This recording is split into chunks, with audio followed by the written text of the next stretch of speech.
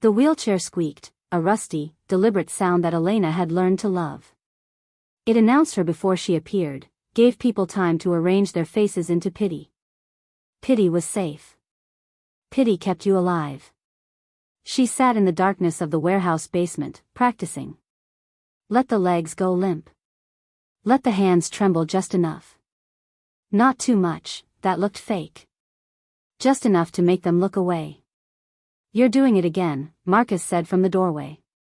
He carried a paper bag that smelled like day-old bread and something that might have been cheese once. That thing with your face. Like you're not home. Elena blinked, let her eyes focus slowly on him. I have to be ready. Ready for what? Nobody's coming for you, Elena. That's the point of all this. He gestured at the wheelchair, his face tight with something between frustration and grief. She'd known Marcus for 2 years. He was a rogue, like her, but he'd never asked why a 23-year-old Omega lived alone in a warehouse, pretending her legs didn't work. He'd probably guessed. Most rogues had secrets that would get them killed. They're doing raids, Marcus said, setting the bag in her lap. Damien's soldiers. Taking every unmated wolf they find. Elena's heart kicked against her ribs, but she kept her face slack. For what? Relocation, they're calling it. But wolves who get relocated don't come back. Marcus crouched in front of her, his eyes searching hers. Maybe you should run. Really run. Not this, he touched the wheelchair's armrest. Nobody wants a broken Omega, Elena said softly. I'm worthless to them. Elena. I'm worthless, she repeated, and made herself believe it. She'd been believing it for 3 years. Ever since the night she'd watched Alpha King Damien Blackthorn's forces tear through her pack like wolves through sheep. The memory came anyway, sharp and bright, her mother screaming for her to run. The smell of blood and smoke. Her father's body on the ground, his throat torn open. And Damien himself, standing in the center of the carnage, his eyes like chips of black ice. Elena had run. She'd run until the ground disappeared beneath her feet and she'd tumbled down a ravine, landing in the river below. When she'd crawled out 3 miles downstream, her back screaming with pain, she'd realized something. The traffickers were already hunting survivors. They wanted young wolves, strong wolves. Breeding stock for other packs who'd paid well for Silvermoon bloodlines. But they didn't want broken things. So Elena had found a wheelchair. She'd taught herself to sit still, to let her legs lie limp, to swallow her wolf down so deep that even her scent went dull. For 3 years, she'd been invisible. I survived this long, she told Marcus. I'll survive tonight. He didn't look convinced, but he nodded. I'll be upstairs. First sign of trouble. The door exploded inward. Not opened. Exploded. Wood splintered across the concrete floor, and soldiers poured through, 6 of them, wearing the black and silver of the Moon Pack. Their eyes glowed in the darkness, wolves riding just beneath their skin. Marcus shifted before Elena could blink. His clothes tore as fur rippled across his body, and he launched himself at the nearest soldier with a snarl that shook the walls.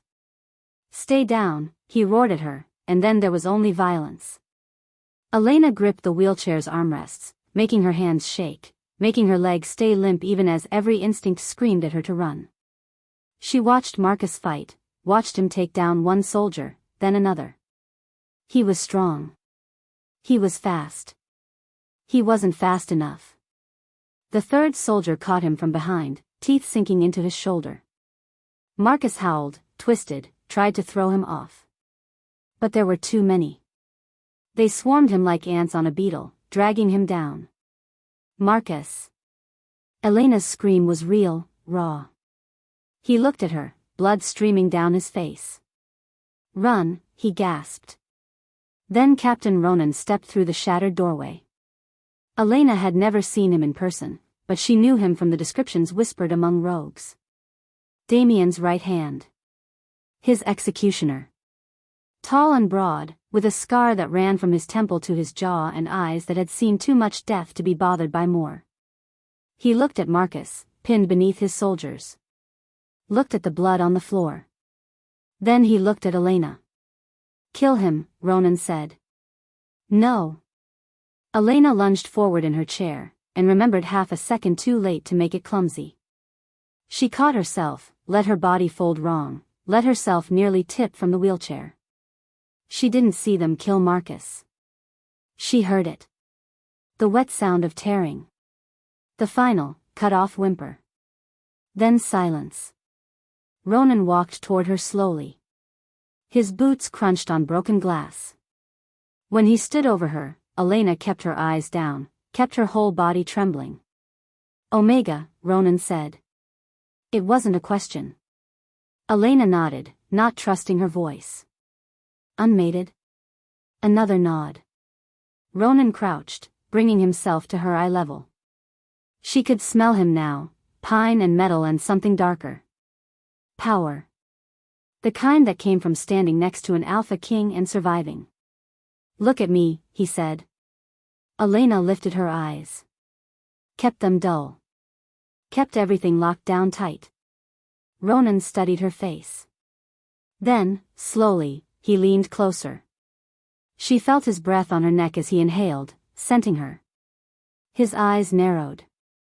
No. No, no, no. Her scent was supposed to be buried. She'd spent 3 years making sure of it. But fear had a smell of its own, and she'd just watched her only friend die. "Take her," Ronan said, standing. "Sir?" One of the soldiers looked confused. "She's disabled. The king wants." "I know what the king wants." Ronan's voice was cold. "Take her anyway. There's something off about this one." They hauled her up, wheelchair and all. Elena let herself be limp, let her head loll, but inside she was screaming. This wasn't supposed to happen. Broken things were supposed to be invisible. They carried her out of the warehouse, up into the night air. A truck waited in the alley, already half full of wolves. Most were young, all were unmated, and every single one of them looked terrified. They threw Elena in last, wheelchair and all. She landed hard, biting her tongue to keep from crying out. Blood filled her mouth, the taste of copper and failure. The truck door slammed shut. Darkness swallowed them. "Where are they taking us?" someone whispered. "The castle," another voice answered. "Blood Moon Castle. That's where they all go." Elena closed her eyes and thought about Marcus. About the promise she'd made herself 3 years ago, kneeling in that river with a broken back that would heal, survive. No matter what it takes. The truck rumbled to life beneath them. It was a 2-hour drive to the castle. Elena spent it cataloging exits, counting soldiers through the gaps in the truck's canvas cover, and keeping her legs perfectly, convincingly still. When they finally stopped and the doors opened, she saw it, Blood Moon Castle, rising against the night sky like a knife blade. Black stone, sharp towers, and windows that glowed red from the fires burning inside. Damien's home. The monster's lair. They pulled the wolves out one by one, processing them like cattle. Names, pack origins, ages. Most were from smaller packs, scattered territories. A few were rogues who'd been too slow to run. When they got to Elena, the soldier looked at her wheelchair and sighed. "Name?" "Elena." Her voice came out thin, weak. "Good. Pack origin?" She'd prepared for this. "None. Born rogue." The lie tasted like ash, but Silvermoon was dead. She couldn't claim a pack that didn't exist without raising questions. The soldier waved her through without another glance. They herded all of them into the castle's lower levels, a series of holding cells that were clean and well-lit but still very obviously cells. Iron bars, stone walls, and the smell of fear soaked into the mortar. Elena's cell was at the end. Small. Cold. With a narrow window that showed nothing but darkness. They left her there, wheelchair and all, and locked the door with a heavy click. She sat in the silence, listening to the other wolves crying or praying or simply breathing. She let her act drop just enough to flex her toes inside her boots, feeling the pins and needles of circulation. Her legs worked fine. They always had. The fall that should have crippled her had been healed by her wolf within weeks. But Elena had learned to lock her wolf away, to bury it so deep that even she sometimes forgot it was there. Footsteps echoed down the corridor, heavy boots, purposeful stride. Elena snapped back into character, letting her body go slack. 2 guards walked past her cell. They stopped just beyond it, close enough that she could hear every word. "This batch is different," one said.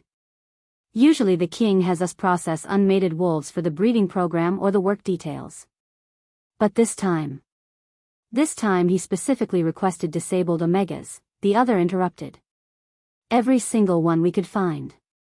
Captain Ronan's got orders to bring them directly to the king's wing, not the holding cells." "Why would he want?" "I don't ask questions.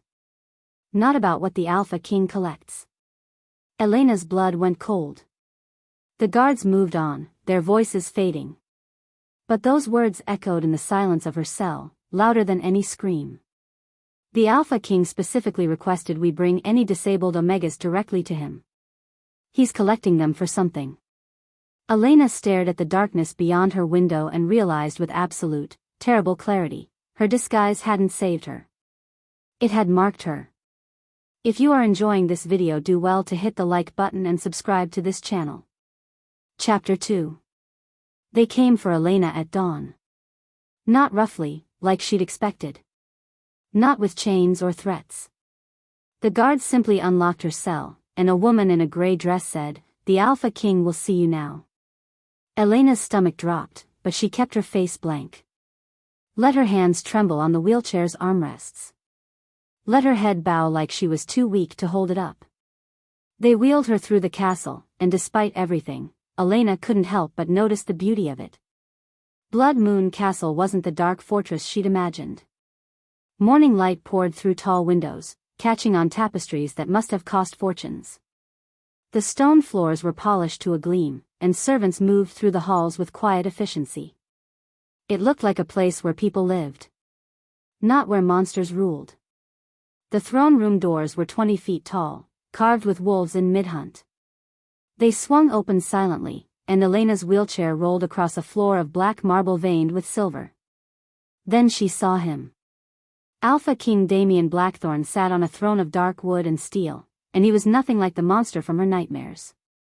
Those nightmares had given him fangs and claws, red eyes and a voice like gravel. They'd made him easy to hate. The real Damien was worse. He was beautiful. Tall and broad-shouldered, with black hair that fell just past his collar and a face that could have been carved from stone. Sharp cheekbones, a strong jaw, and eyes so dark they were almost black. He wore simple clothes, black shirt, dark pants, but power radiated from him like heat from a fire. This was the man who'd destroyed her pack. Who'd killed her parents. Who'd turned her world to ash. And he was looking at her like she was a puzzle he intended to solve. "Leave us," Damien said. His voice was deep, quiet. Somehow that made it more commanding than if he'd shouted. The guards and the woman in gray disappeared. The doors closed with a boom that echoed through the chamber. Elena was alone with the Alpha King. Damien stood, and the movement was pure predator, smooth, controlled, economical. He stepped down from his throne and walked toward her. Elena kept her eyes down, kept her whole body language submissive. He circled her wheelchair slowly. She could feel his gaze on her, cataloging, assessing. The air seemed to thicken with his presence, his wolf pressing against her senses even though he hadn't shifted. "Look at me," Damien said. Elena lifted her head slowly. Met his eyes. Up close, she could see they weren't pure black, they were a dark, dark brown with flecks of amber. Wolf eyes. "What's your name?" "Elena." Her voice came out barely above a whisper. "Good. How long have you been in that chair, Elena?" 3 years. The lie was smooth. She'd practiced it 1,000 times. "And before that?" "I was nobody." A rogue pup. I fell, broke my back. Been like this ever since. Damien tilted his head, studying her. You're afraid of me. It wasn't a question, but Elena nodded anyway. That much was true. Good. Fear keeps us honest. He crouched in front of her wheelchair, bringing himself to her eye level. This close, she could smell him, pine and smoke and something wild that made her wolf stir in its cage deep inside her. But you don't need to be afraid. Not anymore. Elena said nothing. Didn't trust herself to speak. I've done terrible things, Damien continued, his voice almost gentle. Started wars. Destroyed packs. Spilled enough blood to fill rivers. But I'm trying to make amends. Starting with wolves like you, the ones my wars broke. He stood, gestured around the throne room. I'm building a sanctuary here. A place where disabled wolves can live with dignity, with care. You'll have everything you need. Medical attention, comfortable quarters, protection. It sounded too good to be true. Which meant it was. Why? Elena asked. Damien's mouth curved in something that wasn't quite a smile. Penance. Guilt. Take your pick. He nodded to the woman in gray, who'd reappeared at some silent signal. Iris will show you to your rooms. If you need anything, ask her. He walked back to his throne, dismissing her. But as they wheeled Elena toward the doors, she felt his eyes on her back. Heavy. Calculating. Hunting. The rooms Iris led her to were nothing like a cell. They were beautiful.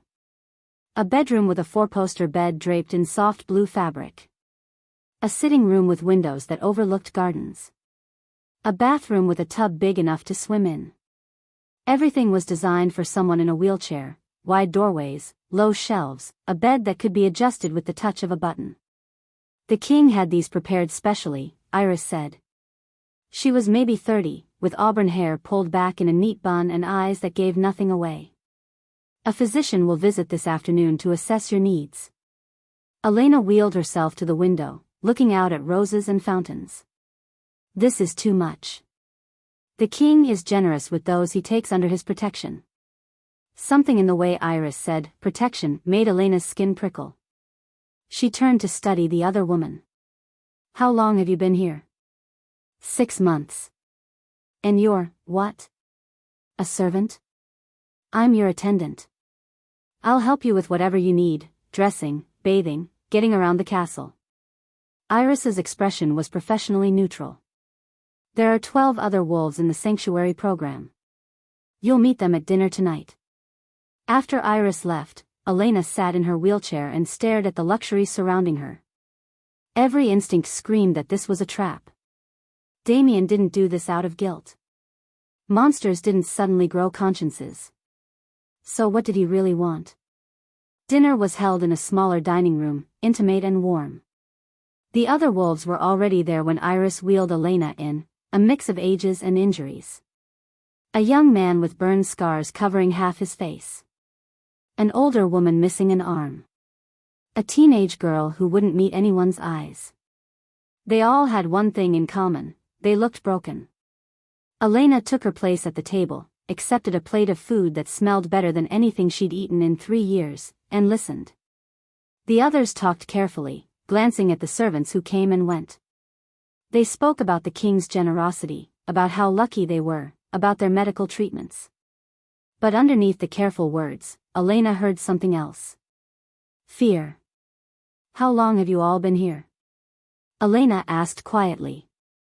The young man with the burned scars, Thomas, he'd introduced himself as, glanced at the doorway. I've been here 4 months. Some of the others have been here since the program started 8 months ago. And it's good being here? Thomas's smile didn't reach his eyes. We're alive. We're fed. That's more than most rogues get. The older woman, Margaret, leaned closer. Her voice dropped to barely a whisper. But some of us don't stay. What do you mean? There were 15 of us last month, Margaret said. Now there's 12. Elena's fork stopped halfway to her mouth. Where did they go? Margaret and Thomas exchanged a look. Neither answered. That night, after Iris had helped her into a nightgown and left her alone, Elena lay in the too-soft bed and stared at the ceiling. Her legs ached from staying still all day, from not running like they wanted to. Her wolf paced inside her, agitated by Damien's presence, by the sense of being in a predator's den. She was just starting to drift off when she felt it, a shift in the air, a presence that made every hair on her body stand up. Elena's eyes snapped open. Damien stood at her window, silhouetted against the moonlight. He was inside her room. She hadn't heard the door open, hadn't heard him move. He was just there, like a shadow given form. I didn't mean to wake you, he said softly. Elena's heart hammered. She made herself stay still, made her legs stay limp beneath the covers. Your Majesty. Just checking on my guests. He moved away from the window, closer to her bed. Making sure everyone's comfortable. I'm fine. Thank you. Damien stopped beside her bed. This close, in the darkness, he seemed even larger. More dangerous. His eyes caught the moonlight and gleamed. You need help getting settled? He asked. Before Elena could answer, he reached down and adjusted her pillow with surprising gentleness. Then his hands moved to help her shift position in the bed, and Elena had to remind herself to stay limp, to let him move her like she couldn't do it herself. His touch was careful but lingering. When his fingers brushed her spine through the thin nightgown, they paused. Traced the line of her back. Elena stopped breathing. Your heart's racing, Damien said quietly. His hand was still on her back, warm through the fabric. Like a rabbit's. She couldn't speak. Couldn't move. Is it fear? His fingers traced up her spine, slow and deliberate. Or something else? Fear, Elena managed. I'm not used to kindness. Damien's hand left her back, and she could breathe again. You will be. Sleep well, Elena. He walked to the door this time, opened it normally. But before he left, he looked back at her. In the shadows, his eyes gleamed like an animal's. Sweet dreams, he said, and was gone. Elena lay frozen in the bed for a full minute after he left. Then, very slowly, she flexed her toes beneath the covers. Felt her legs respond, strong and whole and aching to run. He'd touched her back. Had he felt the lack of damage? The absence of the break that should have been there? A soft knock made her jump. Iris slipped through the door, closing it quickly behind her. I saw the king leave, Iris whispered. She came to Elena's bedside, her professional mask slipping for the first time. Did he hurt you? No. He just checked on me. Listen to me. Iris gripped the bed's railing. The king doesn't save anyone. Whatever he wants from you, it's not mercy. It's never mercy. Then what? I don't know. But the 3 wolves who disappeared? They were all Omegas. Young, unmated Omegas. Iris's voice was urgent now. They got taken to the North Tower. Nobody comes back from the North Tower. Elena's blood turned to ice. Why are you telling me this? Because you seem like you actually want to survive. And the only way to survive here is to figure out what the king really wants before he decides you're not useful anymore. Iris straightened, her mask sliding back into place. Do you need anything before bed? No. Thank you. Iris left as quietly as she'd come. Elena stared at the ceiling, her mind racing. The North Tower. Disappeared Omegas. Damien's calculating eyes and careful touches. She was still awake at midnight when her door opened again. This time she saw him immediately, Damien, standing in the moonlight streaming through her window. He wasn't trying to be quiet. He wanted her to know he was there. Can't sleep, he asked. Elena sat up slowly, keeping the covers over her supposedly useless legs. Your Majesty. Is something wrong? Nothing's wrong. He walked to her window, looked out at the gardens below. I was thinking about you. About your recovery. My recovery? Damien turned to face her, and his smile was sharp enough to cut. Tomorrow, we begin your therapy. Physical therapy, to see if we can't restore some function to those legs of yours. He moved closer to her bed. I'm very invested in your recovery, Elena. Very invested indeed. The way he said it made her skin crawl. I've had the best physicians in the kingdom look at cases like yours, Damien continued. Broken spines, severed nerves. They tell me that sometimes, with the right treatment, miracles can happen. His eyes locked on hers. Would you like that? A miracle? Yes. Of course. Good. His smile widened, showing teeth. Then rest well. Tomorrow we'll see just how much of you can be recovered. He left, and this time when the door closed, Elena heard the lock click. She was trapped in a gilded cage with a predator who was testing her, and she had no idea what he was really hunting for. But she knew one thing with absolute certainty: her disguise was no longer protection. It was bait.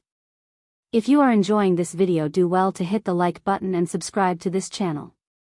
Chapter 3. The private gym was all gleaming equipment and mirrors, designed to showcase every angle of weakness. Elena sat in her wheelchair at the center of it, watching Damien dismiss the physician who'd been assigned to her case. I'll handle this personally, Damien said, and the physician left without argument. Of course he did. Nobody argued with the Alpha King. Damien turned to Elena, rolling up his sleeves. The morning light caught on the corded muscle of his forearms. We'll start simple. Range of motion tests, see what we're working with. Elena kept her breathing steady, her face blank. I've had therapy before. It didn't help. Then they weren't trying hard enough. He moved behind her wheelchair. May I? Before she could answer, his hands were on her shoulders, warm and strong. He began to knead the muscles there, working out tension she didn't realize she'd been holding. Relax, he said softly. This won't hurt. That was a lie. Everything about this hurt. Damien worked his way down her spine, his fingers pressing, testing. Elena forced herself to stay limp, to breathe through the sensation of his hands on her body. Then he moved to her legs, lifting one with surprising gentleness. Tell me if you feel anything, he said, bending her knee, rotating her ankle. Nothing, Elena whispered. Truth and lie mixed together.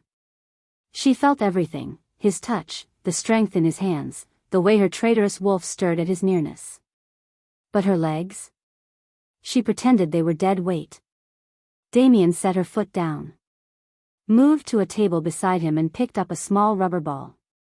Let's try some response tests. He dropped the ball. It fell toward her feet, would have hit them if Elena hadn't been ready. She kept her legs perfectly still, let the ball bounce off her ankle. Good, Damien said. No involuntary response. He picked up the ball. Dropped it again, this time from higher up. Elena's instinct screamed at her to pull her foot back, but she locked down hard on the impulse. The ball hit her shin. She didn't flinch. Damien made a noise low in his throat, approval or suspicion, she couldn't tell. He moved behind her suddenly, and before Elena could prepare, he clapped his hands right next to her ear. The sharp sound cracked through the gym like a gunshot. Elena's legs tensed. Just for a fraction of a second, her muscles engaged, ready to bolt. She caught herself, forced everything to go slack, but her heart was hammering so hard she thought it might burst from her chest. Interesting, Damien murmured. Your upper body startled, but your legs didn't move at all. Complete severed response. He didn't sound convinced. Elena bit down on the inside of her cheek, using the pain to focus. She had to be more careful. Damien wasn't testing her legs, he was testing her control. Let's try something different, he said. A massage might help stimulate blood flow. He didn't wait for permission. His hands were on her calves, kneading the muscle there. Elena had to work not to react to the sensation. It felt good, which was dangerous. She let her head fall forward, made soft sounds of discomfort. Does this hurt? Damien asked. No. I can't feel it. His hands moved higher, to her thighs. Through her thin exercise pants, she could feel the heat of his palms. He worked the muscles there with the same thoroughness, and Elena found herself focusing on breathing, just breathing. Then his hands moved to her back again. His fingers found the old scars there, marks she'd gotten at 15 when her pack had claimed her in the coming-of-age ceremony. 3 claw marks, precise and deliberate, low on her left shoulder blade. Damien's hands stilled. These are pack marks, he said quietly. Elena's throat went dry. Don't lie to me. His fingers traced the scars, gentle but inexorable. These are ritual marks.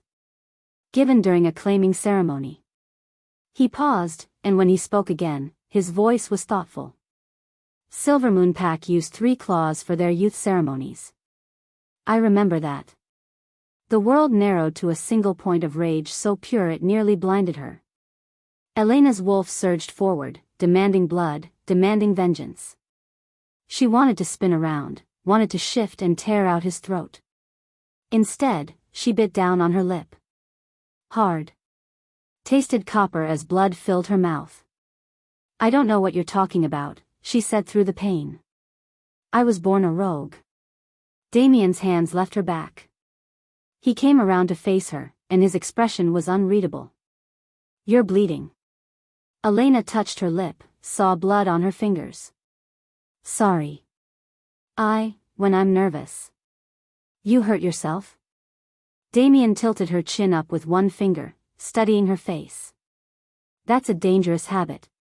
Their eyes met, and Elena saw something flicker in his. Recognition, maybe.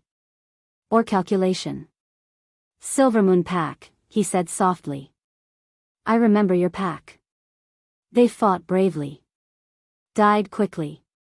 He released her chin. If you had been one of them, you'd have been just a child. 12? 13? I wasn't. 15, he continued, as if she hadn't spoken. Old enough to have been marked in your coming-of-age ceremony. Old enough to remember everything. Elena said nothing. Her silence was the only defense she had left. Damien straightened, and his expression shifted to something lighter. Well. Whoever you were, you're under my protection now. He pulled a handkerchief from his pocket, handed it to her. Clean yourself up. We have an event tonight. An event? A ball. The other packs send representatives to Blood Moon Castle every season. Politics and posturing disguised as celebration. His smile was sharp. You'll attend as my honored guest. I can't, I'm not. You'll be fine. You'll sit in your chair and look beautiful, and everyone will see how benevolent their Alpha King is. Damien headed for the door. Iris will help you prepare. Wear the blue dress. It matches your eyes. He left her there, bleeding and shaking and more trapped than ever. The ballroom was magnificent. Crystal chandeliers threw rainbow light across marble floors. Musicians played from a gallery above. Wolves from a dozen different packs mingled in their finest clothes, laughing and drinking and pretending they weren't all watching each other for signs of weakness. Elena sat in her wheelchair near Damien's throne, wearing the blue dress he'd selected. It was beautiful, silk that flowed like water, with a neckline that was modest but elegant. Iris had woven pearls through Elena's dark hair and painted her lips soft pink. She looked like a princess. She felt like a prisoner. Damien stood beside her, accepting greetings from various alphas and their representatives. He kept one hand on her wheelchair, a possessive gesture that everyone noticed. Your Majesty, said an alpha from the Western Territories, eyeing Elena with poorly concealed curiosity. I heard you'd started a sanctuary program, but I didn't realize you were taking such a personal interest. I take a personal interest in all my projects, Damien said coolly. The Alpha's mate, a sharp-eyed woman in green, leaned closer. Such a lovely girl. What happened to you, dear? Elena had her story ready. An accident. 3 years ago. How tragic. The woman's sympathy was as fake as Elena's paralysis. But you're in good hands now. They moved on, and others took their place. Elena smiled and nodded and played her part. But she was aware of every whisper, every glance. Some looked at her with pity. Others with suspicion. And one, a drunk noble from the northern packs, looked at her with contempt. He was loud, his words slurring as he held court with a group of younger wolves. Elena tried to ignore him, but his voice carried. The Alpha King keeps broken toys now, he said, laughing. What's next? A zoo for cripples? His friends laughed nervously, glancing toward Damien. Damien went very, very still beside her. Probably can't even, the noble's words cut off in a scream. Damien had crossed the ballroom in a blur of speed too fast to track. He had the noble by the arm, and then there was a sickening crack as he twisted it at an angle arms weren't meant to bend. The noble collapsed, sobbing. The ballroom went silent. No one, Damien said softly, his voice carrying to every corner of the room, disrespects what's mine.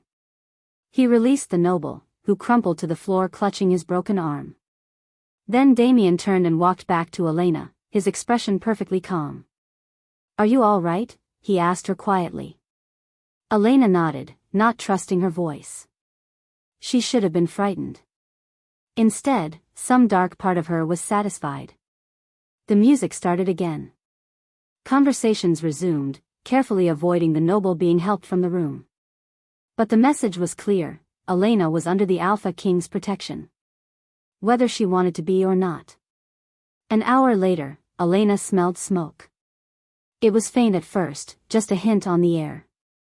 But then someone screamed, fire, and the ballroom erupted into chaos. Flames were crawling up the curtains on the western wall, spreading impossibly fast. Wolves scattered, some shifting, others stampeding for the exits. The smoke thickened, and Elena's wheelchair was caught in the crush of bodies. Someone slammed into her chair. It tipped, wheels leaving the floor, and Elena was falling toward the flames that had spread to the floor itself. Instinct overrode everything. Her legs engaged, muscles bunching. She caught herself, planted her feet, pushed up to standing. For one heartbeat, just one, she was on her feet, balanced and whole. Then she saw him. Damien stood across the smoke-filled ballroom, wolves running past him in panic. He wasn't moving. He was staring at her with absolute focus, his dark eyes locked on her standing form. Their gazes met through the chaos, and Elena saw the truth in his expression. He knew. She let herself collapse, falling back into the wheelchair. But it was too late. Damien was already moving toward her, cutting through the panicking crowd like a blade through water. He reached her in seconds, scooped her up, wheelchair and all, and carried her toward the exit. His strength was immense. He held her like she weighed nothing, moving through the smoke with predatory grace. Outside, in the cool night air, he set her down on the grass. Other wolves were gathered there, coughing and shaken. Servants ran back and forth with water. Elena kept her legs limp, her body trembling. But she could feel Damien's eyes on her, could feel the weight of what he'd seen. He crouched beside her, and his hand came to rest on her throat. Not threatening, testing. Feeling her pulse, which was racing like a drum. Interesting reflexes, he murmured, his lips close to her ear, for a paralyzed woman. Elena's breath caught. Damien's hand slid from her throat to cup her jaw, forcing her to look at him. His expression was intense, predatory, and something else she couldn't name. We need to talk, Elena, he said softly. And this time, no more lies. He lifted her in his arms again, ignoring her wheelchair entirely, and carried her back toward the castle.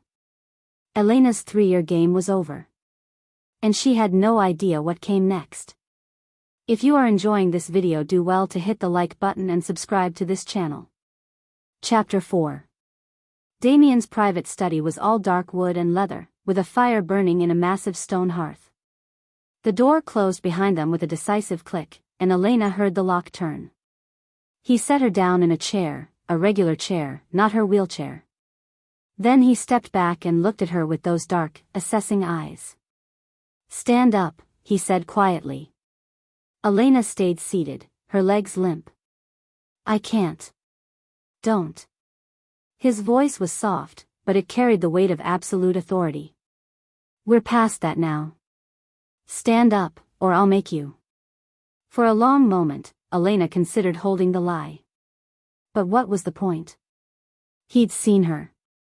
In that split second by the fire, he'd watched her catch herself, watched her stand. Slowly, she pushed herself up from the chair. Her legs held. They were strong and steady, no tremor, no weakness.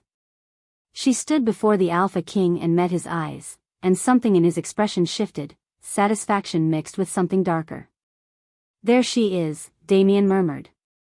"The real Elena." He moved to his desk, pulled out a folder thick with papers. When he opened it, Elena saw photographs, reports, maps. Documentation of a massacre she'd spent 3 years trying to forget. "The night Silvermoon Pack fell," Damien said, laying out the papers with careful precision, "my forces reported complete elimination. Every wolf accounted for, every body identified." He tapped one report. Except there was a discrepancy. A young woman, 15 years old, was seen running toward the eastern ridge. "My lieutenant gave chase, but she jumped into the ravine before he could catch her." Elena's hands curled into fists. "The lieutenant reported her dead. The fall was 100 feet into Whitewater Rapids. Nobody could have survived." Damien looked up at her. "Except you did." "Why does it matter?" Elena's voice was rough. "You wanted us all dead anyway. Why hunt for one survivor?" "Because you weren't just any survivor." He pulled out another document, this one older, edges yellowed with age. "Your pack carried something rare. Something I've been searching for." He paused. "Moonblood." The word hit Elena like a physical blow. She'd heard it before, in her mother's bedtime stories. Tales of wolves blessed by the moon goddess, granted powers beyond normal shifters. Immunity to silver. The ability to break curses and ancient magic. She'd thought they were fairy tales. "That's not real," Elena said. "It's very real. And very rare." Damien came around the desk, closing the distance between them. "It appears once every century or so, usually in isolated packs with strong lunar bloodlines. Silvermoon was one of those packs." "You destroyed us for a legend?" "I destroyed you on orders from my father." Something flickered in Damien's expression, regret, maybe, or just old anger. "But when I discovered what your pack carried, I tried to find survivors. To make amends." He laughed, a bitter sound. "Looks like I found one after all." Elena's mind raced. If this was real, if Moonblood was real, then her mother's stories had been warnings, not fantasies. She remembered her mother's hands cupping her face, whispering, "You're special, Elena. The moon blessed you. Never let anyone know." "What do you want from me?" Elena asked. Damien moved to the fireplace, stared into the flames. "My family is cursed. 200 years ago, a witch placed a blood curse on the Blackthorn line. Every heir dies before their 35th birthday. Heart failure, usually. Sudden and absolute." "Why?" "Because my ancestor betrayed her. Used her magic and then killed her to hide the evidence." He turned to face Elena. She cursed him with her dying breath. Said the Blackthorn line would end in blood and ash, that no heir would live long enough to see their legacy through. Elena could see where this was going, and her stomach dropped. "I'm 34, Damien said quietly. "I have less than a year left. Maybe less than 6 months, the curse is unpredictable. He crossed to her, and his intensity was like standing too close to a bonfire. But Moonblood can break ancient magic. A mating bond with a Moonblood wolf would shatter the curse. I could live. My children could inherit without that death sentence hanging over them. So all of this, the sanctuary, the disabled wolves, bringing me here. I've been searching for any Silvermoon survivors. Your pack was my best chance. He reached out, almost touched her face, then dropped his hand. I didn't expect you to walk through my doors in a wheelchair. But when Ronan said your scent was off, I knew something was different about you. I just had to draw you out. The tests, Elena said. The therapy. You were hunting me. Yes. And you played your part beautifully. His smile was sharp with admiration. Until tonight, when your instincts overrode your performance. You saved yourself from the fire, and in doing so, you revealed exactly what you are. Elena backed away from him, her legs steady and sure for the first time in years. I'm not your solution. Find another way to break your curse. There is no other way. I've exhausted every option, hired witches, consulted seers, scoured ancient texts. Moonblood is the only thing powerful enough to break a curse this old. Damien followed her, matching her step for step. But I'm not a monster, Elena. I won't force you. Then let me go. I will. If that's truly what you want. He stopped, held her gaze. But first, let me make you an offer. A deal, if you will. Elena's laugh was harsh. What could you possibly offer me? Anything you want. Damien's voice was low, intense. Mate with me. Break the curse. And I'll give you whatever you ask for. Freedom, you can leave the moment it's done, go anywhere in the world. Revenge, I'll deliver the heads of everyone who profited from your pack's destruction. Power, I'll make you my queen in truth, give you authority over half my territory. It was tempting. God help her, it was tempting. Elena could have the revenge she dreamed about for 3 years. Could make Damien pay for what he'd done. But the cost? No, she said. I won't tie myself to the man who murdered my family. Something changed in Damien's face. The calm cracked, just for a moment, and she saw raw desperation beneath. Then I'll give you another reason to reconsider, he said softly. He moved back to his desk, pulled out another folder. When he opened it, Elena saw photographs, wolves in cells, looking beaten and scared. I found them 3 months ago, Damien said. 12 Silvermoon survivors who'd been hiding in the mountain territories. I brought them here. They're in my dungeons. Elena's blood turned to ice. You're lying. I'm not. He spread the photographs out. I've been keeping them as insurance. In case I found what I was looking for. Elena stepped closer, looked at the photos. Her hands started shaking. She recognized faces, Aunt Clara, who'd taught her to track. Old Samuel, who'd carved her a wolf figurine for her 10th birthday. Young Thomas, who'd been just a boy when the pack fell. You bastard, she whispered. Probably. Damien's voice was flat now, emotionless. But I'm a desperate bastard. And I'm giving you a choice, Elena. Mate with me, and they all go free. I'll resettle them wherever they want, with enough money to rebuild their lives. And if I refuse? Then I start executing them at dawn tomorrow. He said it like he was discussing the weather. 1 per day until you change your mind. Elena wanted to attack him. Wanted to shift and tear him apart. But he was an Alpha King, and she was just a single wolf. She'd die, and then those 12 survivors would die too. This is your deal? Her voice was shaking with rage. Blackmail? This is survival. Damien closed the folder. Mine and theirs. Choose. Elena pressed her hands to her face, trying to think.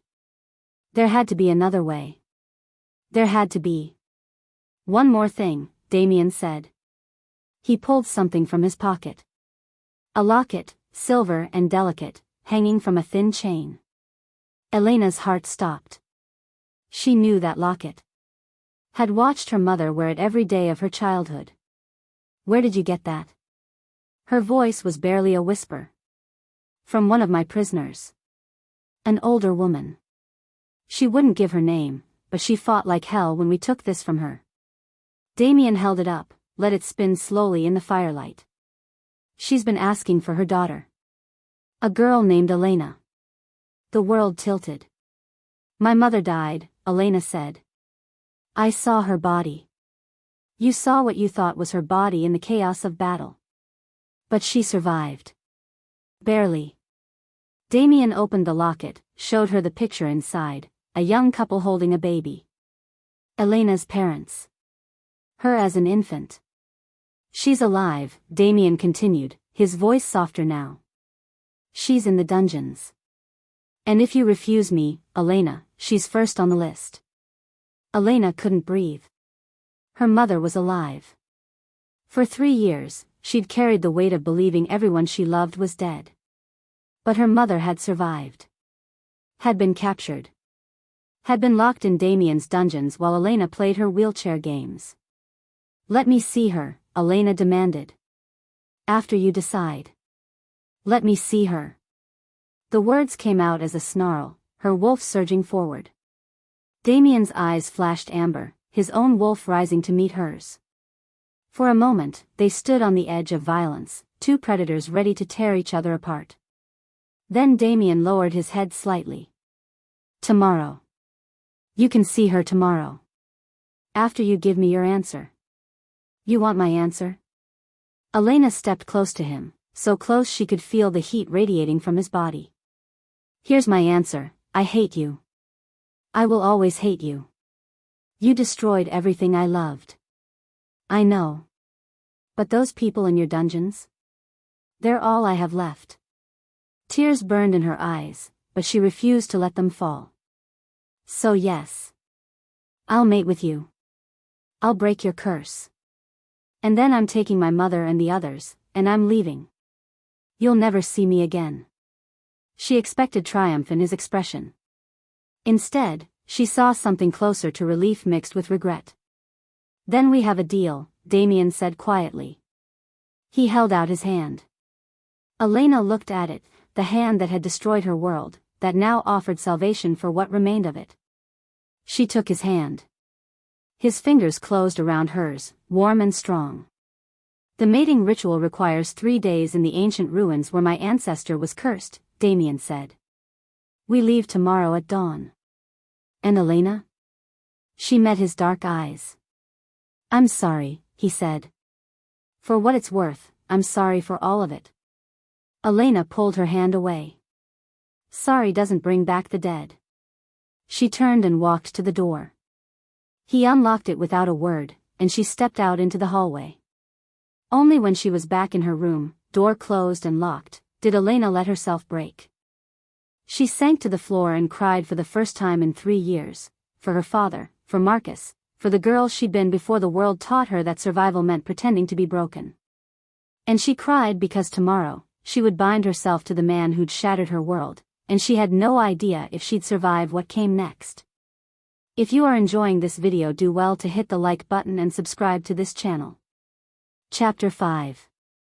The dungeons beneath Blood Moon Castle were nothing like the cells where Elena had first been held. Those had been clean, almost comfortable. These were old stone and iron, dark and cold, smelling of damp earth and despair. Damien led the way down the winding stairs, carrying a torch that threw shadows across the walls. Elena followed, her heart hammering so hard she thought it might crack her ribs. Her mother was alive. After 3 years of grief, of carrying that loss like a stone in her chest, her mother was alive. The corridor opened into a wider chamber lined with cells. Wolves looked up as they passed, thin faces, hollow eyes, the defeated posture of people who'd given up hope. Then Elena saw her. Sarah Ashford sat on a stone bench in the corner cell, her dark hair now streaked with gray, her face lined with exhaustion. But when she looked up and saw Elena, her eyes, still that same warm brown, went wide with shock. Elena? Her voice was barely a whisper. Mom. The word broke something in Elena's chest. She ran to the bars, reached through them. Her mother's hands found hers, gripping tight, and they were both crying. My baby. My girl. When you jumped, I thought you were dead. Sarah's hands moved over Elena's face, her arms, like she couldn't believe she was real. How are you here? How? Damien found me. Elena glanced back at him. He stood at a distance, giving them space but watching with those calculating eyes. He brought me here. Sarah's expression changed instantly. She pulled Elena closer to the bars, her voice dropping to an urgent whisper. Then run. Get out of here before. I can't. He has all of you. Elena, no. Sarah gripped her hands harder. Whatever he's told you, whatever he's promised, don't trust him. The curse he wants to break, it's not just about saving his life. What do you mean? The witch who cursed the Blackthorns, she was trying to protect the realm. Sarah's eyes were fierce now. She saw what they'd become, conquerors, tyrants. She cursed them so their line would die before they could spread their darkness too far. She leaned closer.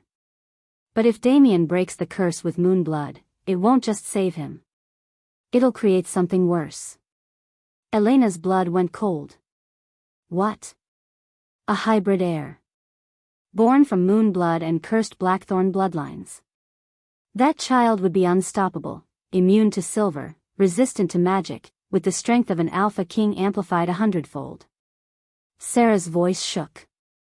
He'd conquer every pack in the realm. Nobody could stop him. Elena pulled back, looked at Damien. He met her gaze steadily, didn't deny anything. You knew, Elena said. You knew what breaking the curse would mean. Yes. Damien moved closer. The witch's curse was designed to end my bloodline before we could become too powerful.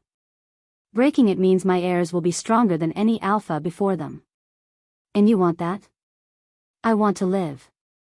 His voice was hard. I want children who won't die before their 35th birthday. I want a future. He paused. What I do with that future, that's not written yet. He's lying, Sarah said. The Blackthorns have always been conquerors. Give him this power and he'll use it. Maybe. Damien didn't look away from Elena. Or maybe I'll surprise you. Elena stood between them, her mother, who'd loved and protected her, and the Alpha King, who destroyed her world but now offered salvation. The choice should have been easy. But nothing about this was easy. Release them, Elena said to Damien. All of them. The moment the bond is complete, you let them go. After the bonding trial, Damien countered. 3 days in the ancient ruins. 3 tests.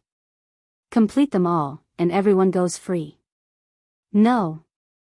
Sarah reached through the bars, grabbed Elena's arm. Don't do this. Let us die if you have to, but don't give him this power. Elena pulled away gently. I'm not letting anyone else die for me. She turned back to Damien. I agree to your terms. But I want it in writing, witnessed by your council. The moment the trial is complete, every Silvermoon survivor goes free. With enough money to start over somewhere safe. Done. Damien held out his hand. We leave at dawn. Elena looked at his hand, then at her mother's devastated face. She thought of Marcus, who'd died protecting her. Of her father, who'd told her to run. Of 3 years spent hiding in the shadows. She took Damien's hand. I'll never forgive you for this, Sarah said, her voice breaking. I know, Mom. Elena's tears fell freely now. But I'll keep you alive. That's enough. The contract was drawn up in Damien's study that night, formal, witnessed by Captain Ronan and 2 council members. Elena read every word twice before signing. Damien's signature went below hers, bold and decisive. You should rest, he said after the witnesses left. Tomorrow will be a long day. Elena stood to leave, but Iris appeared in the doorway. Your Majesty, I've prepared the ladies' room for the night. Thank you, Iris. Damien barely glanced at the attendant. Make sure she has everything she needs. Back in her room, Elena paced. The luxury that had seemed like a trap before now felt suffocating. She'd signed away her future, bound herself to her enemy, and for what? To save a dozen wolves and break a curse that might doom the entire realm. That was brave, Iris said from the doorway. Or incredibly stupid. Elena spun around. Don't you knock? Not when I have something important to say. Iris closed the door, locked it. When she turned back, her professional mask was gone. I need you to listen very carefully. Something in her tone made Elena tense. What's going on? I'm not just an attendant. I'm part of a resistance, wolves from different packs who've been working to overthrow Damien's rule. Iris moved closer, her voice urgent. We've been waiting for an opportunity like this. The bonding trial will take him away from the castle, away from his guards. He'll be vulnerable. You want me to kill him? Yes. Iris didn't flinch from it. During the trial, there will be moments when he's weakened by the magic. You'll have chances. Take one. End him, and we can finally be free of Blackthorn tyranny. Elena's mind raced. This was what she'd wanted for 3 years, revenge against the man who destroyed everything. Iris was offering it on a silver platter. If I kill him, what happens to the prisoners? We'll free them the moment we take the castle. You have my word. And if I fail? Then we're all dead anyway. Iris grabbed Elena's hands. Please. You're our best chance. Maybe our only chance. Elena pulled away. I need to think. Don't think too long. We leave at dawn. Iris moved to the door, paused. I know what he did to your pack. I know you have every reason to want him dead. Don't let whatever he's shown you make you forget who he really is. She left, and Elena sank onto the bed. Who was Damien really? The monster who'd killed her father? The Alpha King who'd broken that noble's arm for insulting her? The man who'd apologized with genuine regret in his eyes? She didn't know anymore. Elena lay down, still dressed, and stared at the ceiling. Tomorrow she'd begin a trial that would bind her to her enemy forever. Unless she killed him first. She was still trying to decide which option terrified her more when she heard the sound. A crash from the adjoining room, Damien's bedroom. Then a grunt of pain, the sound of struggle. Elena was on her feet before she could think. She ran to the connecting door, threw it open. Damien's room was in chaos. A figure in black, masked, armed with a silver blade, had Damien pinned against the wall. Blood streaked down Damien's chest from a shallow cut across his ribs. The assassin raised his blade for a killing blow. Elena didn't think.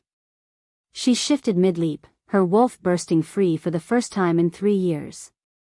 Fur rippled across her skin, her bones reformed, and she slammed into the assassin with all her weight.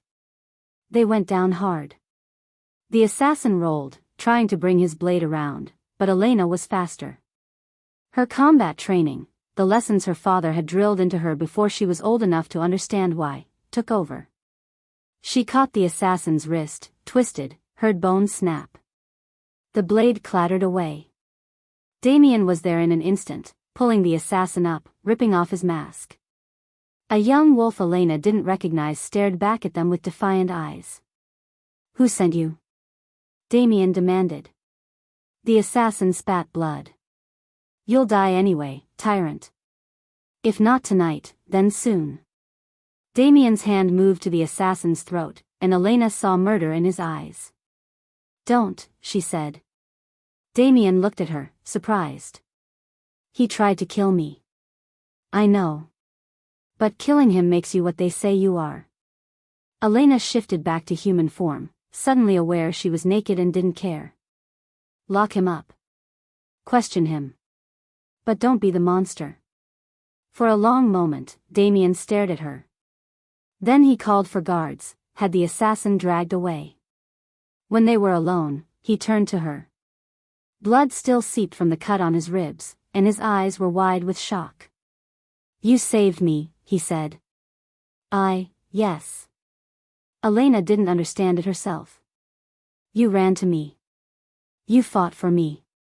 Damien crossed the room, closed the distance between them.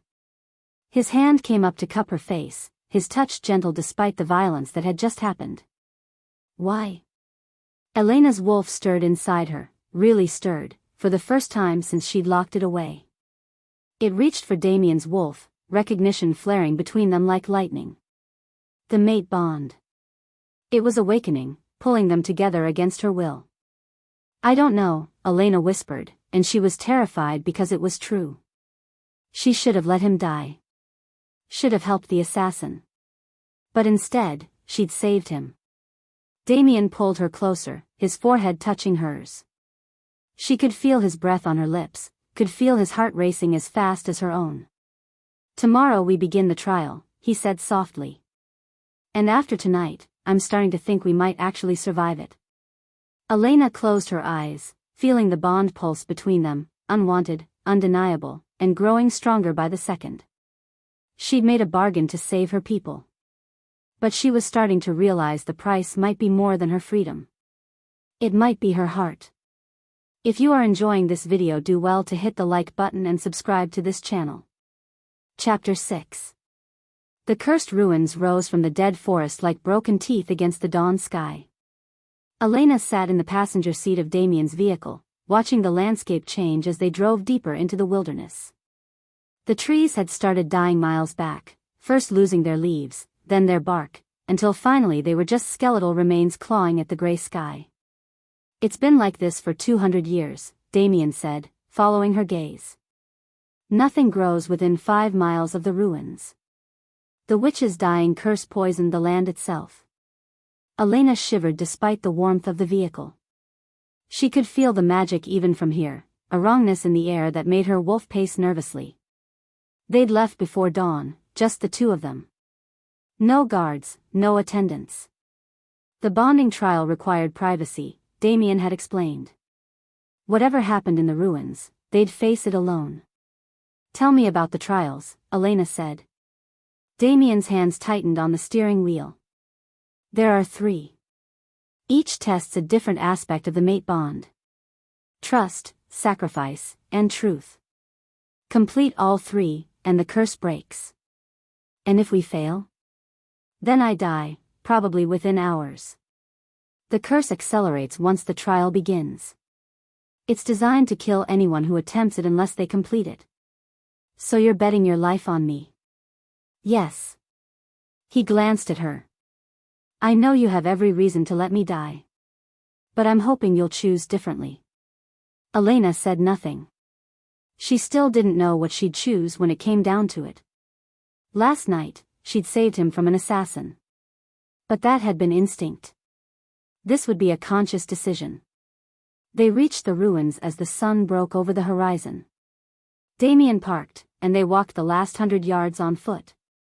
The temple was massive, ancient stone columns still standing despite centuries of decay, walls carved with symbols Elena didn't recognize. The entrance yawned before them like a mouth, darkness pooling inside. "Once we enter, we can't leave until the trials are complete," Damien said. "Are you ready?" Elena thought about her mother's face, about the other Silvermoon survivors locked in those dungeons. About Marcus, who died so she could live. "I'm ready." They stepped through the entrance together. The moment they crossed the threshold, the world shifted. The temperature dropped, and the air grew thick with magic. Behind them, the entrance sealed itself with a grinding of stone. A voice echoed through the ruins, ancient, female, heavy with power. 2 souls enter seeking to break what was broken in blood. 3 trials await. Survive them, or die here together. Elena's heart hammered. Beside her, Damien had gone very still. "First trial," the voice said. "Trust." The floor beneath them cracked. Elena had half a second to reach for Damien before stone walls erupted between them, separating them completely. Damien. She pounded on the wall, but it was solid, immovable. I'm here. His voice came from the other side, muffled. Elena, listen to me. The trial will try to deceive you. You have to trust your instincts. Trust the bond. Then his voice faded, and Elena was alone. She turned.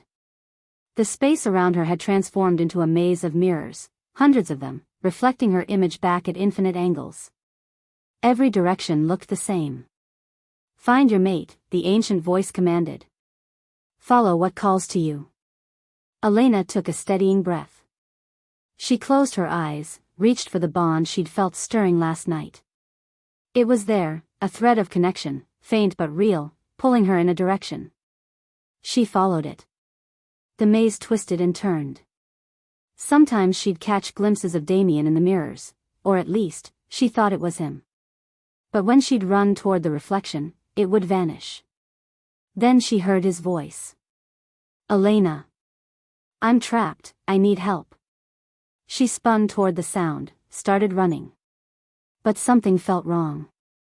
The voice was Damien's, but the bond wasn't pulling her that direction. Elena, please. Another voice, from a different direction. I'm hurt. More voices joined in, dozens of them, all calling her name, all begging for help. They surrounded her, echoing off the mirrors until she couldn't tell which direction was real. Elena pressed her hands to her ears, squeezed her eyes shut. Listened past the voices to the bond itself. There, a faint warmth, like a candle flame in the darkness. She followed it blindly, trusting it even when the voices screamed warnings, even when she felt the floor disappear beneath her feet for one terrifying second before appearing again. Finally, the bond flared bright. Elena opened her eyes. Damien stood before her, real and solid. Relief flooded his face when he saw her. You found me, he said. Elena reached for him, and the floor between them vanished. She fell, her hand missing his by inches, and plunged into darkness. She hit silver spikes. The metal burned through her clothes, seared her skin. Elena screamed, her Moonblood immunity the only thing keeping the silver from killing her instantly. But it still hurt, God, it hurt. Then Damien was there, his hand catching hers, hauling her up with strength that seemed impossible. He pulled her back onto solid ground, away from the trap. I've got you, he said, his arms around her. You're safe. The maze dissolved. They stood in a circular chamber, breathing hard, Elena's skin still smoking from the silver burns. First trial complete, the ancient voice said. You trusted the bond over deception. Now face the second trial. Sacrifice. Before either of them could react, silver chains erupted from the walls. They wrapped around Damien, yanking him back, suspending him in the air. He cried out as the silver burned into his skin. More chains appeared, these ones empty, waiting. One must suffer so the other may be free, the voice said. Choose who bears the pain. Take me instead. Damien shouted immediately. Elena, don't. But Elena was already moving. She grabbed the empty chains, wrapped them around her own wrists. The moment she did, they came alive.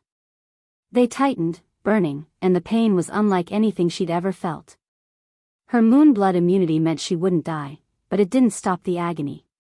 The silver chains heated white-hot, searing her skin, burning down to bone. Elena screamed. No. Damien struggled against his chains, but they held firm. Elena, let go. Take them off. She couldn't have even if she wanted to. The chains were locked now, feeding on her pain. She could feel them draining something from her, her strength, her life force, her very essence. But Damien's chains were dissolving. As Elena suffered, he was being freed. Stop this. Damien roared at the ruins. Take me instead. She doesn't have to. His chains fell away completely. He dropped to the floor and ran to Elena, tried to pull the chains off her. They wouldn't budge. Elena met his eyes through the pain. Saw his anguish, his guilt, his desperation. "It's okay," she gasped. "I chose this." "Why?" His hands were on her face, in her hair. "Why would you do this?" "Because you would have done it for me." The chains dissolved. Elena collapsed into Damien's arms, her skin covered in silver burns that were already starting to heal. He held her carefully, like she was made of glass. "You're insane," he whispered. "You could have died." "So could you." Elena looked up at him. "We're even now." "For last night." "The second trial is complete," the voice said. "You sacrificed yourself for your mate. Now rest. The final trial comes at sunset." The chamber transformed. A small room appeared, clean stone, a fire burning in a hearth, simple blankets spread on the floor. Water and food materialized on a wooden table. Damien carried Elena to the blankets, laid her down gently. He brought water, helped her drink. His hands shook. "You shouldn't have done that," he said again. "Stop telling me what I should do." Elena sat up, wincing. Her burns were healing, but slowly. "You don't get to order me around, king or not." Damien's laugh was shaky. He sat beside her, staring at his hands. "My father ordered me to destroy your pack. Did you know that?" The sudden confession caught Elena off guard. "What?" "I was 26. Still learning to rule. Still believing I could be different from him." Damien's voice was flat with old pain. "He told me Silvermoon was harboring rebels, that they were planning an uprising. He ordered me to eliminate the threat. And you just obeyed?" "I tried to refuse. Tried to find another way." He looked at her then, and his eyes were haunted. "He took my sister. Locked her in a cell and told me if I didn't follow orders, he'd kill her himself. She was 12 years old." Elena's breath caught. "So I did it. I led the attack, killed your people, destroyed your pack." His hands curled into fists. "And afterward, I found out there were no rebels. Your pack was innocent. My father had lied because he wanted your territory." "Your sister," Elena said quietly. "Where is she now?" "Dead. She died 2 years ago from the family curse. She was 32. Damien's voice broke. "I destroyed your pack for nothing. She died anyway." Elena should have felt satisfaction at his pain. Should have felt vindicated. Instead, she felt only a hollow ache. "I'm not asking for forgiveness," Damien continued. "I don't deserve it. But I want you to know, I've regretted it every day since. And if I survive this curse, I'm going to spend the rest of my life trying to make things right." Before Elena could respond, she heard footsteps. Multiple footsteps, coming from the entrance. Damien's head snapped up. "That's impossible. No one can enter during." Captain Ronan strode into the chamber, flanked by a dozen soldiers. He smiled when he saw them. "Well, this is convenient," Ronan said. "Both of you in one place, weakened by the trials." Damien stood, placing himself between Ronan and Elena. "How did you get in here?" "The same witch who cursed your family helped me enter. You see, the curse was never meant to just kill blackthorns." Ronan pulled out a silver blade that gleamed with dark magic. "It was meant to ensure that eventually, the throne would pass to a more deserving bloodline. Mine." "You're working with the witch?" Elena struggled to her feet. "Her descendant, technically. The original witch is long dead, but her line continues. And they've been very helpful in my plans to overthrow the Blackthorn dynasty." Ronan moved closer, his blade raised. "I've waited years for this opportunity. Once you're both dead, I'll claim the throne. The other packs will fall in line or die." "You won't get away with this," Damien snarled. "I already have." Ronan moved with brutal speed. His blade flashed, and buried itself in Damien's chest. Damien gasped, staggered back. Silver and magic together, a killing combination even for an Alpha King. No.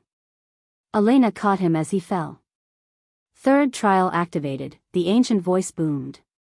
To break the curse, the Moonblood must choose, save her mate and bind her fate forever, or let him die and remain free. Blood poured from Damien's chest. His eyes were already losing focus. Elena, he whispered. Don't, let him. Ronan laughed. Choose quickly, girl. Your mate is dying. Elena looked down at Damien, at the man who destroyed her pack but saved her from assassins. Who'd given her a choice even when he was desperate? Who'd just bared his soul to her? The mate bond pulled at her, demanding she save him. But her freedom, her revenge, everything she'd wanted for 3 years, that required letting him die. What will it be? Ronan asked. Love or freedom? Elena's hands glowed with silver light as her Moonblood powers awakened fully. And she made her choice. If you are enjoying this video, do well to hit the like button and subscribe to this channel. Chapter 7. Silver light exploded from Elena's hands. Her Moonblood powers burst free, not the subtle thread she'd felt before, but a raging torrent. Glowing marks spread across her skin like liquid moonlight, ancient symbols that hadn't been seen in a century. Her eyes blazed silver, and strength flooded her body. She looked up at Ronan, and her voice came out layered with power. You made a mistake coming here. Then she moved. Elena launched herself at the nearest soldier before he could react. She was faster than she'd ever been, stronger, her body moving with supernatural grace. She caught his sword hand, twisted, and sent him flying into the stone wall hard enough to crack it. 2 more came at her. She ducked under one blade, caught the second soldier's wrist, and channeled her power through the touch. Silver light poured into him and he screamed, collapsing. Kill her! Ronan shouted. They swarmed her, 6 soldiers, all trained fighters. But Elena was Moonblood awakened, and she fought like the fury she'd kept caged for 3 years. She used everything her father had taught her, every combat lesson from her pack's warriors, combined with power that made her nearly unstoppable. But nearly wasn't enough. A blade caught her shoulder. Another sliced her thigh. Elena was strong, but she was still one wolf against too many. Blood ran down her side, and her vision began to blur. Behind her, Damien gasped. She could feel him dying through the bond, his life force draining with every heartbeat. Elena. His voice was so weak. Run. Please. You owe me nothing. You never did. Elena fought her way back to him, dropped to her knees beside his body. Blood soaked through his shirt from the wound in his chest. His skin was going pale, his breathing shallow. I can't leave you, she said. Yes, you can. He lifted one shaking hand to her face. You're free now. That's what you wanted. Take it. Ronan's soldiers closed in around them, weapons raised. This was it, the moment she'd dreamed of for 3 years. Damien would die, and she'd be free of him. Free of the man who'd destroyed everything. But looking down at him, Elena realized the truth she'd been fighting. She'd fallen for him. Not because of the mate bond, that was just biology, just magic pulling them together. She'd fallen because she'd seen who he really was beneath the Alpha King. A man carrying impossible guilt. A man who'd taken the pain meant for her without hesitation. A man who'd bared his worst moment to her and asked for nothing in return. A man who, in another life, she could have loved freely. I don't want to be free, Elena whispered. Not if it means losing you. Damien's eyes widened. Elena. She pressed her glowing hands to his chest, over the wound. I choose you. I choose this. Her Moonblood power poured into him, not to heal, but to bond. The ancient magic recognized what she was doing and surged forward, weaving their souls together in a way that could never be undone. The mate bonds snapped into place with the force of a lightning strike. Energy exploded from them in a shockwave that threw Ronan's soldiers back like ragdolls. They hit the walls, the floor, and didn't get up. The temple shook, dust raining from the ceiling. Elena felt Damien's wound closing beneath her hands. Felt the curse that had lived in his bloodline for 200 years beginning to crack. Dark magic ripped from his body, visible, tangible, screaming as it died. It writhed in the air like a living thing, then shattered into nothing. Damien gasped, his back arching. His eyes snapped open, glowing amber with his wolf. The color returned to his face, and he grabbed Elena's arms with restored strength. "You saved me," he said, wonder in his voice. "We saved each other." Elena helped him sit up. The bond between them was complete now, thrumming with power. She could feel his heartbeat as if it were her own, could sense his emotions, shock, gratitude, and something deeper that made her breath catch. Love. He loved her. She could feel it through the bond, real and undeniable. How touching, Ronan's voice came from across the chamber. He'd survived the shockwave, though blood ran from a cut on his forehead. He raised his hands and began to chant in a language Elena didn't recognize. The air split open. A woman stepped through the tear in reality, ancient, beautiful, and radiating dark power. Her eyes were black from corner to corner, and her smile was full of cruelty. "Morgana," Damien breathed, getting to his feet. The original witch. Not quite. Her descendant, wearing her power. The witch studied them with interest. "You actually completed the bond. I'm impressed." "You wanted us to fail," Elena said, standing beside Damien. She could feel their connection now, his strength flowing into her, her power flowing into him. They were magnifying each other. "Oh no, child. I wanted you to succeed." Morgana's smile widened. "The curse was never meant to just kill blackthorns. It was designed to create you, a Moonblood blackthorn bond so powerful that when you eventually had a child, that child would be the perfect vessel." Elena's blood ran cold. "Vessel for what?" "For me." Morgana spread her hands. "I'll take your child's body, absorb its power, and become immortal. A witch with Moonblood and cursed blackthorn strength combined. I'll be unstoppable." "You're insane," Damien snarled. "I'm patient. I've waited 200 years for this. I can wait a bit longer for you to breed." Morgana's eyes gleamed. "But first, I need to make sure you survive long enough. Which means eliminating threats." She raised her hand, and dark magic gathered in her palm. "Starting with your rebel friends." "Together," Damien said quietly to Elena. She understood immediately. Through the bond, she felt his plan, his strength, his absolute trust in her. They moved as one. Damien shifted, his wolf form massive and black as midnight. Elena channeled her Moonblood power, silver light coating her hands like weapons. They attacked from both sides, Damien going low with crushing strength, Elena striking high with magic that could burn through any defense.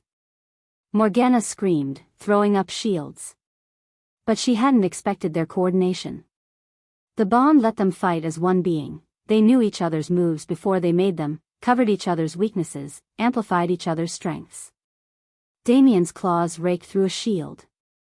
Elena's power poured through the gap, striking Morgana's chest. The witch staggered back. "Impossible. You've only just bonded, you shouldn't be this strong together." "You underestimated us," Elena said. She could feel her Moonblood power building, responding to Damien's wolf, creating something new. Something the witch hadn't planned for. Now. Damien's voice in her mind. They struck together, Damien's strength and Elena's silver magic combined into a single devastating blow. It caught Morgana full in the chest, and the witch's scream shook the ruins. Her body began to dissolve, dark magic unraveling. "No. I was so close," Morgana's form shattered into shadows. But in her dying moment, she lashed out. Dark magic wrapped around Elena like chains, and she felt it burning through her Moonblood immunity. Felt it stripping away the very thing that made her special. Elena. Damien shifted back to human, caught her as she collapsed. The magic faded. Morgana was gone. But something fundamental had changed in Elena. She could feel it, her Moonblood immunity was gone. The silver tolerance, the enhanced strength, the glowing marks on her skin, all of it bleeding away. She was just a regular wolf now. Are you hurt? Damien's hands moved over her, checking for injuries. I'm fine. Just, different. Elena tested her connection to her wolf. It was still there, but normal now. Mortal. The Moonblood is gone. But you're alive. That's what matters. Damien pulled her close, and she felt his relief through the bond. We're both alive. They held each other in the ruins as dawn light broke through the cracks in the ceiling. They'd survived. They'd won. Then they heard footsteps. Not soldiers this time, too many, too organized. Damien helped Elena to her feet as figures poured into the chamber. Wolves from different packs, all wearing red armbands. The rebellion. And at their head was Iris. Step away from him, Iris said, her voice hard. She held a crossbow loaded with a silver bolt, aimed at Damien's chest. Iris? Elena moved between her and Damien. What are you doing? What I should have done before you went through with this. Iris's eyes were full of betrayal. You chose him. After everything he did, you chose the monster.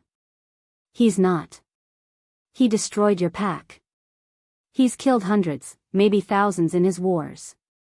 Iris's voice broke. And you bonded with him anyway. You don't understand. I understand that we have evidence of his war crimes. Testimony from survivors. Documentation of massacres. Iris gestured to the wolves behind her.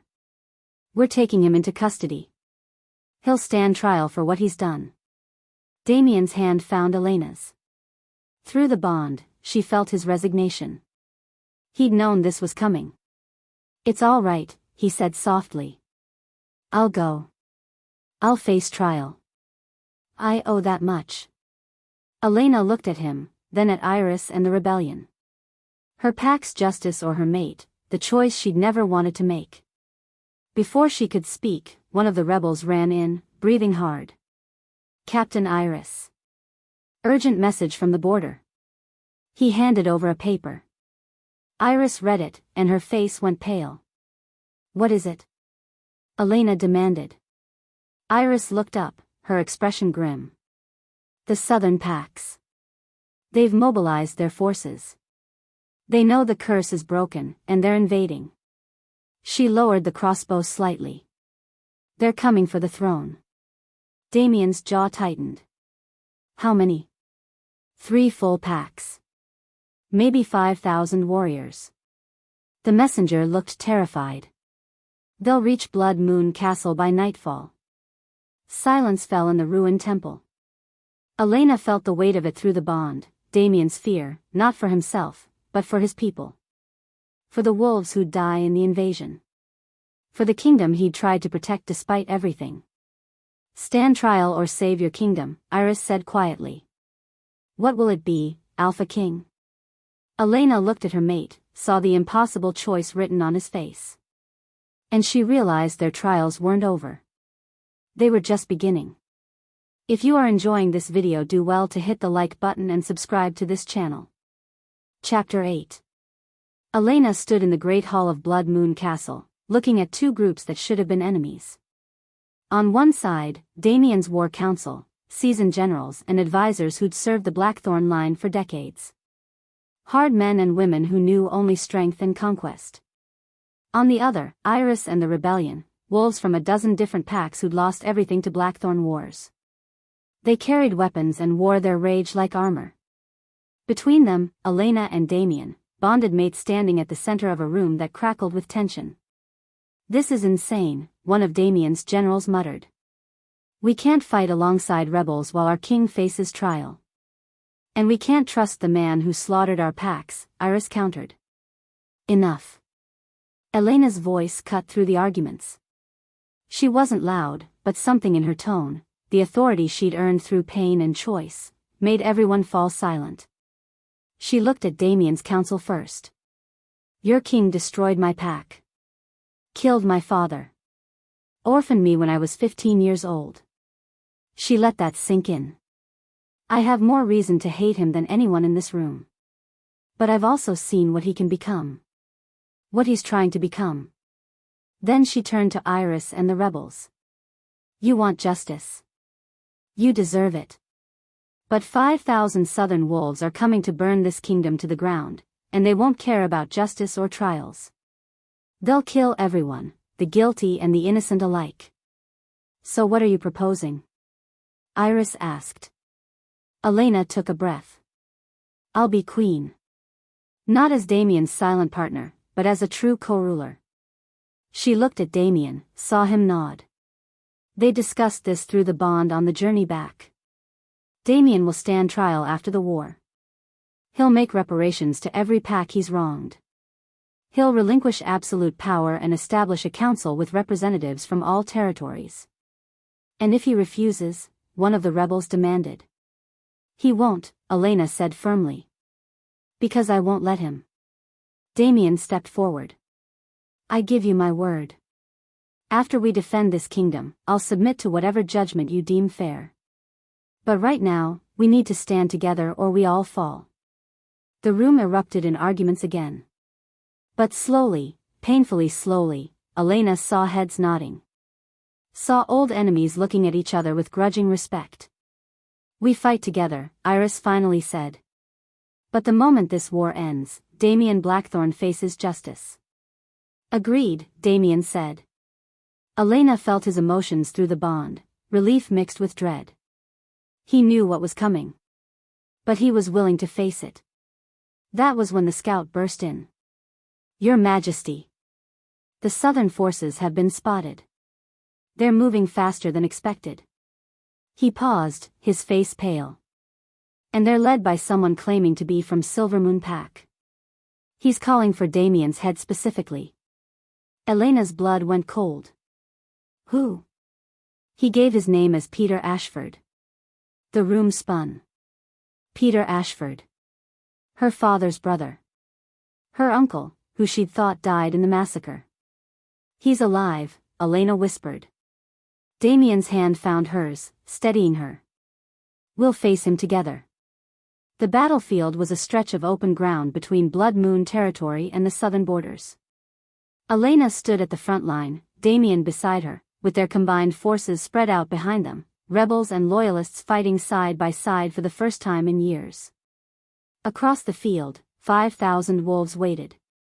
And at their head, riding a black horse, was her uncle. Peter Ashford looked older than Elena remembered, his dark hair gray now, his face lined with grief and rage.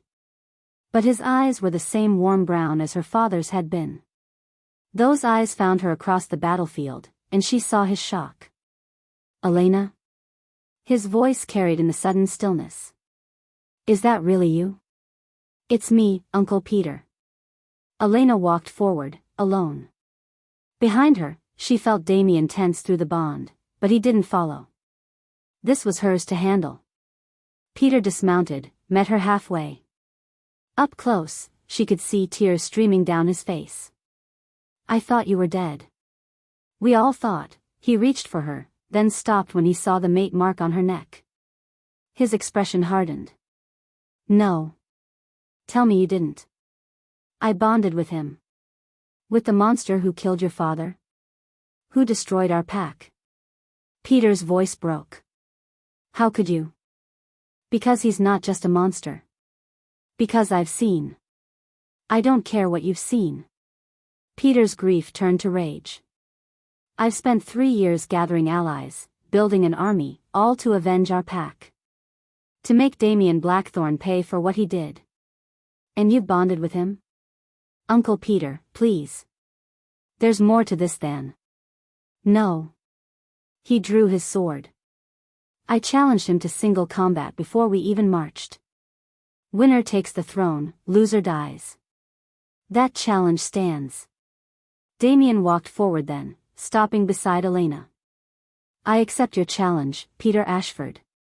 You deserve your revenge. No, Elena said. She stepped between them, her heart breaking. If you want to fight someone, fight me. Both men stared at her. You're Silvermoon Pack, Elena said to her uncle. So am I. By pack law, I can stand in as champion for my mate. She drew her own blade, one of Damien's soldiers had given her. Fight me, Uncle Peter. Beat me, and you can have your revenge. But you'll have to go through me first. Peter's face crumpled. Elena, I can't fight you. You're family. And he's my mate. My choice. Elena raised her sword. I won't let you kill him without killing me first. For a long moment, Peter just looked at her. Then, slowly, he raised his own blade. They fought. Peter was skilled, he'd been one of Silvermoon's best warriors. But Elena had been trained by the same teachers, and she'd spent 3 years surviving on instinct and cunning. They matched each other blow for blow, their swords ringing across the battlefield. He destroyed us. Peter shouted, pressing his attack. I know. Elena blocked, countered. I was there. I watched my father die. Then how can you forgive him? I haven't.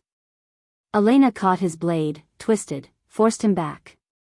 But I've seen what holding on to that rage does. It poisons everything. It would have poisoned me. She swept his legs, put him on the ground, her sword at his throat. I could kill you now, she said quietly. End this. But that's not who I want to be anymore. Elena lowered her blade. Extended her hand instead. Uncle Peter. I'm building something new here. A kingdom where packs can coexist without constant war. Where alphas answer to councils, not just their own power. She kept her hand out. Help me. Please. Be part of the new order instead of dying for the old one. Peter looked at her hand. At her face. At the conviction in her eyes. Slowly, he took her hand. Let her pull him to his feet. You're so much like your father, he said, his voice thick with emotion. He'd be proud of you. I hope so. Elena pulled him into a hug, and felt 3 years of grief finally begin to ease. Behind them, the armies waited. Then, one by one, the southern wolves lowered their weapons. The war was over before it began.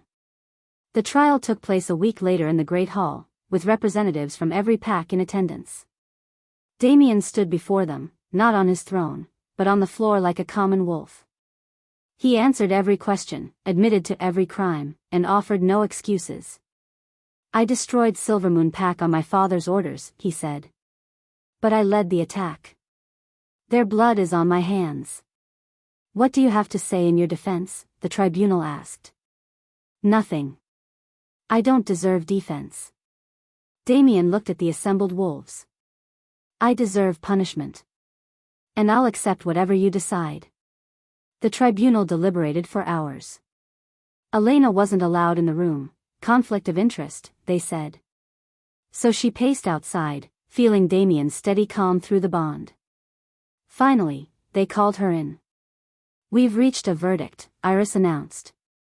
She stood as head of the council now, chosen by the other packs. Damien Blackthorn, you are guilty of war crimes, destruction of packs, and excessive use of force. Damien bowed his head. I accept your judgment. Your punishment is as follows: you will make public penance, visiting every pack you've wronged and offering formal apology. You will pay reparations from your personal wealth. And you will relinquish absolute power, ruling instead as co-monarch alongside Queen Elena, subject to the oversight of this council. Elena's breath caught. They weren't executing him. They weren't even imprisoning him. Furthermore, Iris continued, and her voice softened slightly, your willingness to submit to this trial, to accept accountability, is noted. You will be allowed to continue as Alpha King, but only if you continue to prove yourself worthy of that role. Damien looked up, his eyes finding Elena's across the room. Through the bond, she felt his overwhelming gratitude and relief. "I will," he said. "I swear it." 6 months later, Elena stood on the balcony of Blood Moon Castle and barely recognized the kingdom below. The dead forest around the ruins was growing again, new shoots pushing through old poison. The castle itself had been opened, no longer a fortress but a seat of government where all packs could bring their concerns. In the courtyard, Elena could see her mother teaching young wolves traditional Silvermoon songs. The survivors had been integrated into the pack, given homes and positions of honor. Uncle Peter served on the council, his rage transformed into passionate advocacy for peace. Iris worked beside him, the rebel leader now one of the kingdom's most trusted advisors. "You're thinking too hard again," Damien said, joining her on the balcony. He wrapped his arms around her from behind, and she leaned into his warmth. "I was thinking about Marcus," Elena admitted. She'd visited his grave that morning, the simple stone marker she'd placed in the gardens. "Wondering if he'd be proud of what we've built. He died protecting you. I think he'd be grateful you survived long enough to build something worth protecting." Elena turned in his arms, looked up at her mate. He looked different now, lighter somehow, like he'd set down a weight he'd been carrying for years. The mate mark on his neck mirrored hers, proof of their bond. "Do you regret it?" Damien asked softly. "The choice you made?" Elena thought about the girl she'd been, broken, hiding, consumed by rage and grief. Thought about the woman she'd become, queen, mate, leader. "I regret that it took us so long," she said honestly. "That so many had to die before we found another way." She took his hand, felt her mate mark pulse with warmth. "But no. I'd make the same choice again." Damien kissed her temple, gentle and reverent. "My queen. My salvation." "Our salvation," Elena corrected, like she always did. "We saved each other." She turned back to the view, and Damien stood beside her. Together they watched the sun rise over Blood Moon Kingdom, no longer a realm of fear and conquest, but a place being rebuilt on hope and accountability. Elena Ashford had spent 3 years pretending to be broken, believing that weakness was the only way to survive. But she'd learned the truth: real strength wasn't about never breaking. It was about how you rebuilt yourself after. She was a girl who'd lost everything and found the courage to risk her heart anyway. A wolf who'd chosen love over vengeance and built a better world because of it. She was the queen who refused to stay broken. And as the sun painted the sky gold and pink, Elena stood tall, no wheelchair, no pretense, no hiding, and led her people into a new dawn. That I know you enjoyed this video. Do well to hit the like button and subscribe to this channel.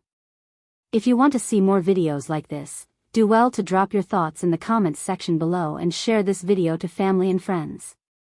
The end.